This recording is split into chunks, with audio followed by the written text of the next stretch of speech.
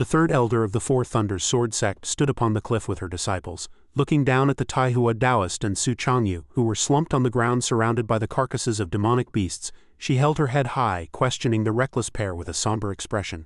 With such meager cultivation, what are you two doing in the quiet forest mountain range? Are you trying to serve yourselves up as a snack for the monsters? At that moment, Su Changyu caught a clear glimpse of the newcomers. Though he couldn't tell if they were friend or foe, he was struck with sudden alarm. He pointed at them and shouted, "Master, look, isn't that the third elder of the Four Thunders Sect from the propaganda posters?" On the other side, the third elder of the Four Thunders Sect stood with her arms crossed, eyeing the two with deep suspicion. HMPH, in her eyes, Su Changyu looked utterly flustered and helpless, pointing at her blankly.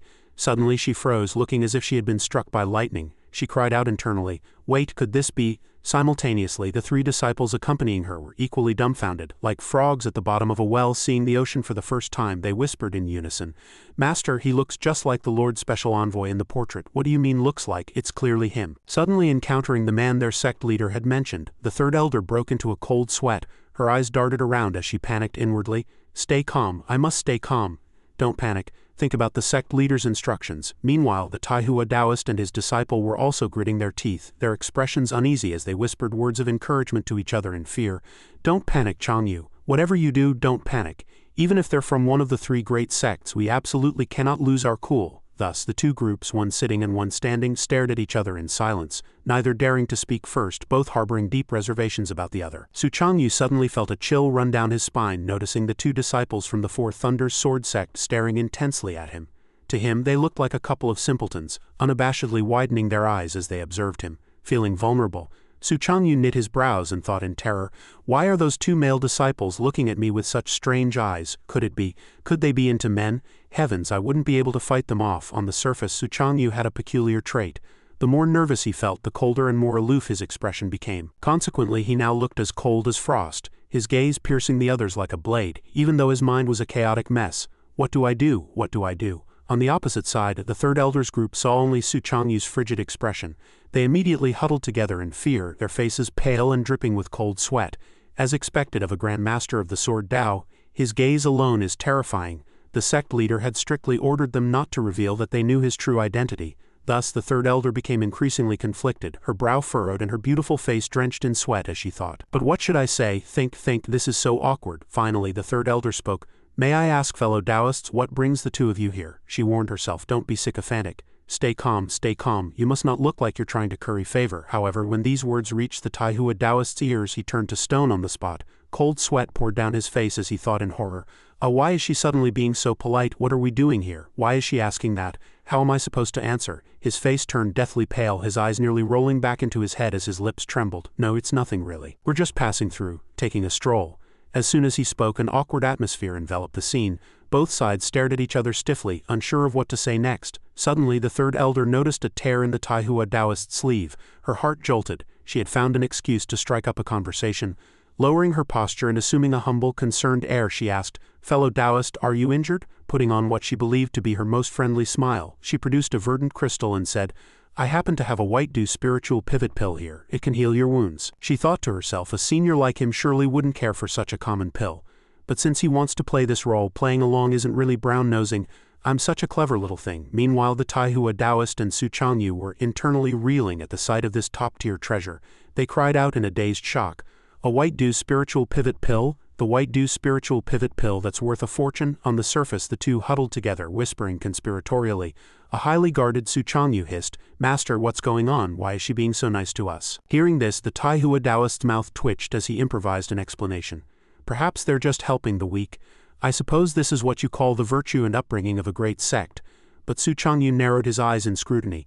"I don't think it's that simple. When things are this abnormal, there must be a catch. For our own safety, we should retreat immediately." Fearing for their lives, the two wasted no time as they turned to leave. Su Changyu looked back and said politely, "Thank you both, but we have urgent business. May the mountains remain green and the waters flow forever. We shall meet again if fate allows." However, they had only taken a few steps when one of the male disciples called out urgently to Su Changyu, "Please wait." The shout made Su Changyu's face turn white. His mind was in a frantic mess, his expression ashen and his mouth twitching as he thought, "I knew there was no such thing as a free lunch." He didn't dare turn around, only hearing the disciple say, "I have a question I would like to ask." Su Changyu thought, "I already said I wasn't taking the pill. I'm doomed."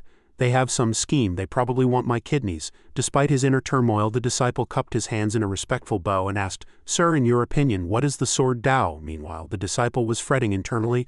Oh man, was I being too sycophantic. But I just couldn't help myself. His words left the Taihua Taoist utterly bewildered, standing there blankly, unable to comprehend the situation. What the hell? What kind of question is that? Why is this guy even harder to read than the woman? On this side, Changyu entered his Grandmaster mode. He stood with his hands behind his back, turning his head slightly to reveal a perfect profile. Lowering his eyes slightly, he spoke, Oh, what is the sword Tao? A good question. Changyu looked ahead, leaving the members of the Four Thunders Sword Sect with only the view of his back. He continued, You've asked the right person. Seeing this, the Taihua Taoist was exasperated. He hissed a quiet curse, intended only for his disciples' ears. My God, what are you doing? Hold it in. They're from one of the three great sects. Don't show off. Whatever you do, don't show off. However, Changyu was trembling violently as he whispered back, Master, I can't help it. Although the Taihua Taoist had warned him not to brag, Changyu's impulse to talk nonsense was in full swing and there was no stopping it. Facing away from the Four Thunders group, he declared, A single blade of grass is also the sword Tao. Upon hearing this, the third elder was struck dumb. With a face full of shock, she blurted out, A single blade of grass is also the sword Tao? What does that mean? It was something she had never heard of. Nearby, the Taihua Taoist was so ashamed he wanted to sink into the ground, covering his face, which was now redder than a ripe persimmon. He lamented inwardly, It's over. Is there a crack in the ground? I want to hide. Suddenly, the third elder and her disciples bowed deeply, saying respectfully to Changyu, We are slow-witted. Could you please be more specific? Still fully committed to his performance, Changyu continued his nonsense while keeping his back to them. The realm of the sword lies in the heart, where the heart goes. The sword follows. Changyu warned himself, That's enough, that's enough. Don't say another word. He then tilted his head back slightly, letting his long hair flutter in the wind as he closed his eyes in contemplation. Changyu's own modified version of one sword to break the starry river. The best actor was busy posing in his mental spotlight, thinking smugly, You won't understand this high-level gibberish, will you? However, the third elder and her disciples stood there like dazed geese. Suddenly, one of the male disciples shouted with wide-eyed shock, I think I've attained enlightenment. His eyes then sparkled with light as he clenched his fists and shouted excitedly, Yes, I've really enlightened. This left the third elder and the other disciples stunned. Then she and the others began to break into a sweat, frozen in place as they thought in agony. Damn it, am I the only one who didn't get it? Doesn't that mean I have the worst comprehension? No, even if it's true, I can't let anyone find out. And so, under the dull gaze of the disciple who had enlightened, they struck distorted poses and shouted in unison. Me too, haha, I've enlightened as well, as expected of a Grandmaster of the Sword Tao. His explanation was profound yet simple. Watching them cheer like a bunch of bumbling fools, the Taihua Taoist was speechless. He thought, Grandmaster of the Sword Tao, you've got the wrong guy. He felt as if he had been struck by 5 bolts of thunder. Brow furrowed and teeth gritted, he cursed as if his soul had left his body. What the hell did these idiots actually understand? They're insane. At that moment, Changyu waved his hand, his robes fluttering like an immortal descending to earth. Enough, he said. Then, under the bright moonlight, he continued, Everything that needed to be said, I have already said. How much you can absorb depends entirely on your own talent. We shall meet again if fate allows. These words left the third elder and the female disciple standing there in a daze, their faces flushing as they marveled. So handsome. We finally met a true hidden master. We can really brag about this back at the sect.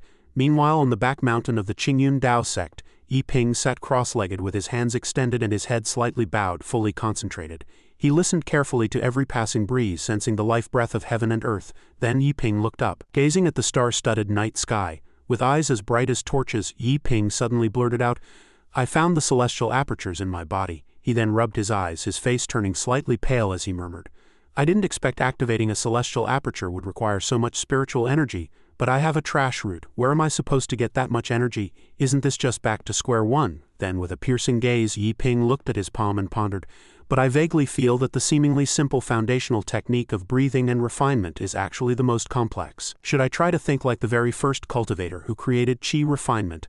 I shouldn't just look at the surface. In his mind, an image appeared of a powerful figure flying through the sky, releasing golden light as brilliant as the midday sun below. All living beings looked up in awe. Among them, Yi Ping, holding up his hands to catch a single ray of that person's light, he muttered to himself, Drawing qi into the body seems simple, but in reality, all cultivators are just walking a path paved by others without knowing why. They just imitate blindly. Then Yi Ping thought of a primary school classroom and mused, It's like mathematics in my past life. Even a 3-year-old knows that 1 1 equals 2, but they don't know why 1 1 equals 2. Still sitting cross-legged, Yiping's gaze deepened as he reflected. If I can find the 1 foot of cultivation, I'll be more qualified to forge my own path. His eyes were firm and full of confidence. He smiled and affirmed, whether I succeed or not, it will be something unique. Then Yiping relaxed his body and rested his chin in his hand, calculating. I can't waste time. I must seize the opportunity. If I can't understand it one way, I'll change my perspective. I will succeed. Time flew by like a white horse passing a gap, and in the blink of an eye, 7 days had passed. Yiping was so focused on his cross-legged cultivation that even when birds landed on his head and shoulders he remained motionless. The little birds didn't even realize he was a living person. When Yiping finally opened his bleary eyes, he looked exhausted and complained lazily. Still no progress. Watching the red sun rise behind the distant mountains on the horizon, the birds began to fly out to forage. He thought, forget it. After some time, Yiping's residence remained very peaceful. Suddenly, looking excited, he picked up an easel and shouted to encourage himself. Painting is still the best way to relax, clearing my mind. I feel like painting is still my favorite thing. Sitting on a rock by the cliff, Yiping looked at the surrounding scenery and said, the weather is nice today, I'll just paint a simple landscape. Suddenly, a voice came from behind. Junior brother. Yiping looked puzzled. Shu Luoshan's eyes lit up when he saw Yiping preparing to paint, and he leaned in curiously. You know how to paint.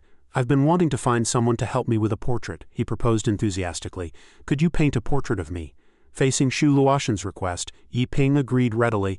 Of course. Do you want a landscape in the background, senior brother? However, as someone who knew absolutely nothing about art, Shu Luoshan's head was full of question marks. He asked skeptically, landscape, what's that? No need, just the person is fine. But this ignorant decision unintentionally reduced the value of the painting by 60%. Hearing this, Yiping already had a composition in mind. He cupped his hands and bowed respectfully. No problem. I will do my absolute best. You taught me alchemy, senior brother. I was just worrying about how to repay you. Then Shu Luokan stood before Yiping, gazing into the distance and leaving him with a lonely silhouette. After a long time, Yiping spoke up. Second senior brother, I'm finished. When Shu Luokan took the painting to examine it, he froze, asking himself, what is this? In the painting, he was turning his head slightly, his gaze drifting over his shoulder with his hands tucked behind his back. The sunlight fell in shimmering flecks, illuminating half of Shu Luoshan's profile. He cried out in his heart, was I always this handsome? Then Shu Luokan said in surprise, I thought this was just a hobby for you, but I didn't expect you to be so professional. This praise made Yiping feel a bit lightheaded. He scratched his head and smiled brightly in embarrassment.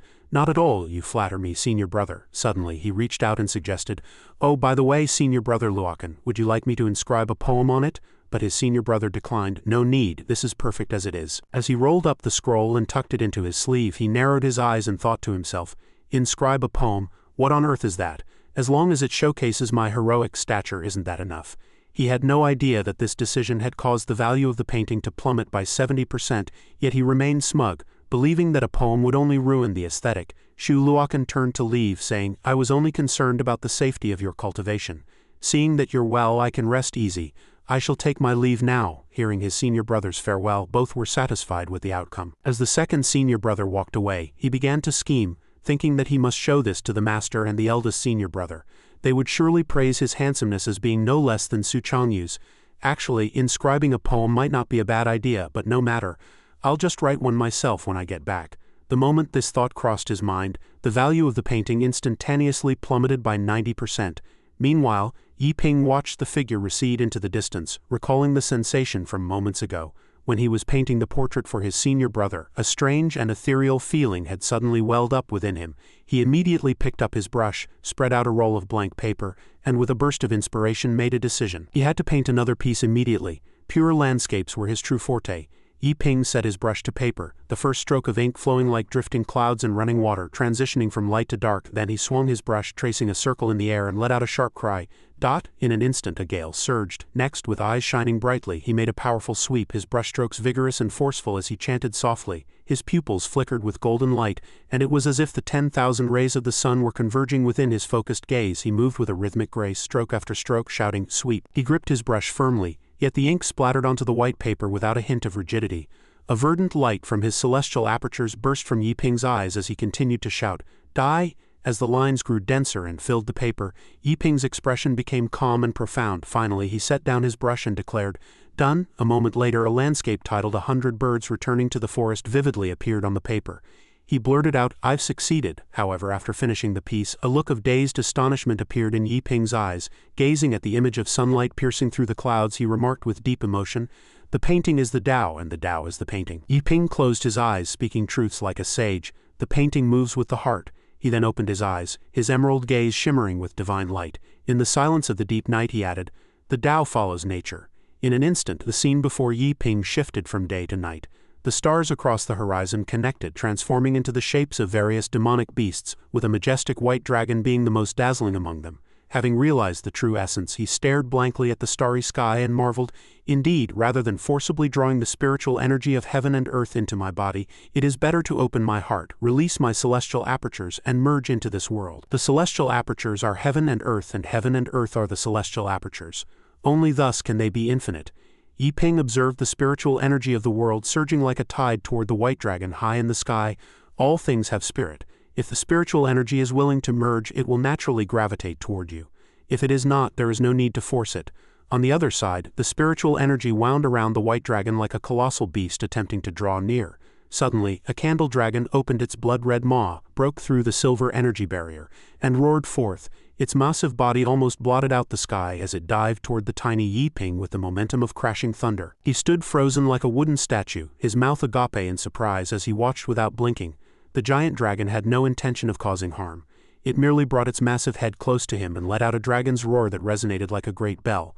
The Celestial Aperture Candle Dragon. As the celestial apertures are continuously opened by spiritual energy, one gradually gains ancient inheritances. Yi Ping murmured in disbelief, "The Candle Dragon. Could it be Zhu Juyan? No way, right?" In his past life, Yi Ping knew that Zhu Juyan was the most terrifying divine beast in the classic of mountains and seas. The Candle Dragon, with a human face and a snake's body entirely crimson, was the god of Mount Zhang. It was also the creator of all things in ancient Orthodox Taoist texts. A golden Qian god array hovered in the sky, while another array radiating purple light enveloped the earth. Controlling time and space and possessing knowledge of the past and present, opening its eyes brought day and closing them brought night. It was omniscient, omnipotent, formless and immeasurable. Realizing he had struck gold, Yi Ping was overcome with excitement. He thought that even if it wasn't the real Zhu Juyan, now that he had opened a celestial aperture, he should be able to practice the God Fiend manual. "Let's try it." He then snapped back to reality and looked at the painting on the table. Yi Ping stared at the painting, looking somewhat displeased. He picked up his brush and added a few more strokes to the scroll. "I should touch up the painting before I start practicing." "That's more like it." The clouds part and the mist disperses to reveal the blue sky. Several rays of brilliant sunlight appeared at the top of the scroll, illuminating all things, and the style of the painting shifted from oppressive to vibrant and full of life. He sighed with satisfaction. When the state of mind changes, the painting changes with it. Meanwhile, the second senior brother, Shu Luokan, was sitting cross-legged in meditation on a hilltop not far from where Yi Ping was practicing. Suddenly, dark clouds gathered behind him, and a loud clap of thunder made Shu Luokan shudder. His eyes snapping open as he stopped his cultivation, he turned back with a look of confusion, and after observing for a moment he broke into a cold sweat. He muttered, "These thunderclouds, could they be? Is it possible?" It was as if he had a premonition of something terrible. His eyes widened and he shouted in terror, "Oh no!" He abandoned his cultivation and took off running as if a ghost were chasing him. "It's going to rain. Yi Ping hasn't brought in the laundry yet. And hanging there is Su Changyu's most precious favorite robe." Meanwhile, dark clouds swirled above Yi Ping's residence. Accompanied by lightning and continuous thunder, the silhouette of a man appeared in the sky, overlapping with the white dragon and the stellar meridians. Yi Ping closed his eyes and concentrated, his hands spread to gather strength as green sparks burned fiercely around him.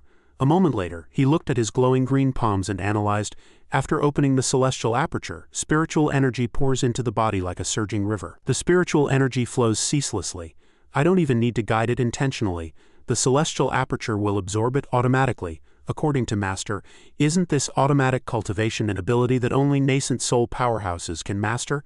Yi Ping felt the intense flow of emerald spiritual energy burning behind him like divine fire, thinking, furthermore, even in the nascent soul stage, I've never heard of a celestial aperture's absorption speed being this exaggerated. At this moment, an image of an ordinary cultivator meditating appeared in his mind, hands in seals, with spiritual energy slowly gathering. Ordinary cultivators must go through a process of refinement to bring qi into the body and make it a part of themselves. That is the meaning of qi refinement. But Yi Ping, who possessed a celestial aperture, allowed the spiritual energy to actively choose him. Bypassing the refinement process and taking it over directly, he was like a salted fish, only needing to lie down on a large rock and wait for the immortal qi to pour into his body. At this point, Yi Ping had not yet realized that he had stepped into a world completely different from traditional cultivation, a path of cultivation that belonged solely to him. Yi Ping stepped onto a nearby rock and looked up at the magnificent and colorful Milky Way in the sky. Suddenly he clutched his forehead and murmured with a troubled expression, "But then again, although the speed is terrifying, I've only opened one celestial aperture, and there's no movement from the second one at all. Is this aperture a teode or something?"